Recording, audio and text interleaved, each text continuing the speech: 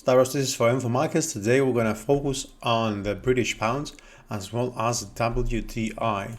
Now the British pound has actually come all the way up to close to the previous stop, failed to actually reach the previous stop. We don't have an actual triple bottom per se, top, sorry, but there's very little space that is left, from a long-term perspective. It's considered a failed attempt and it could be, well, a triple top.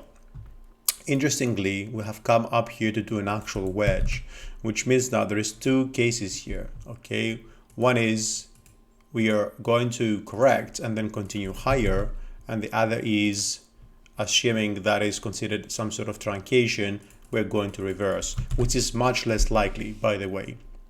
Now, since we are looking at a potential correction, the levels that we need to pay attention to are the swing lows as well as the Fibonacci's. Look, the 38, for example, around just 122, is the perfect level that can be considered as a magnet zone because you got two swings there, three swings actually, and the 38 Fibonacci.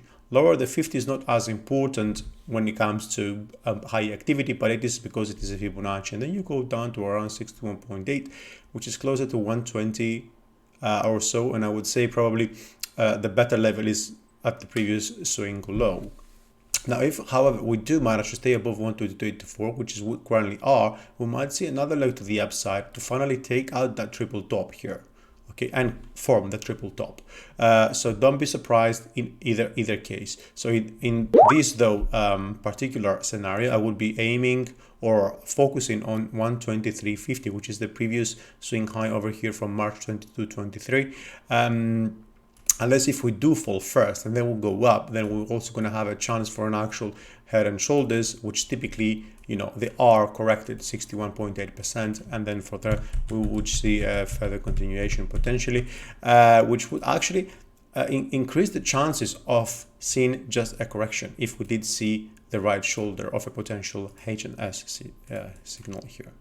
Now we have looked at WTI. We talked about this move to the upside, and we said also that we have seen multiple attempts trying to gain traction here, but none of them actually got good results in the end because they were a mere like a weak attempts. Now look though, you will notice with all the other attempts that we have seen, okay, only one before over here, for example, was the one that actually came with such momentum, okay?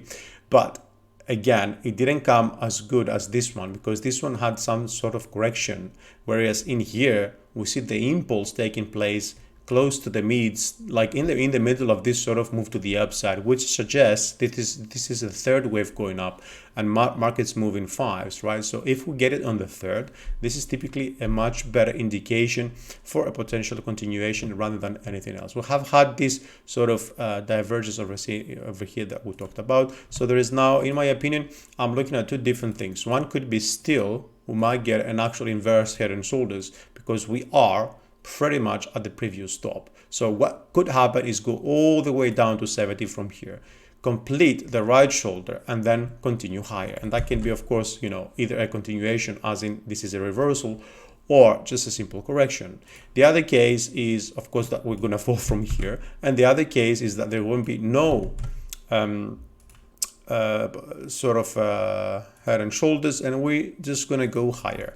Now look, we are above the fifth Fibonacci of this latest leg to the downside, and this is very important, okay, because that keeps sentiment to the upside. It doesn't necessarily mean we cannot go lower. You see, we have a very big gap, and gaps typically get filled, but it's either going to get filled now, which means the chances of further downside are going to increase, or it's not going to get filled now, which means it's going to give markets an opportunity actually to move higher. And the next level above 82.60, which is a previous swing high as well at 61.8, is around the 79-80% of this correction, which is around the $88 per barrel. And then of course off we go up to around the 93.90, which is the most important level in my opinion.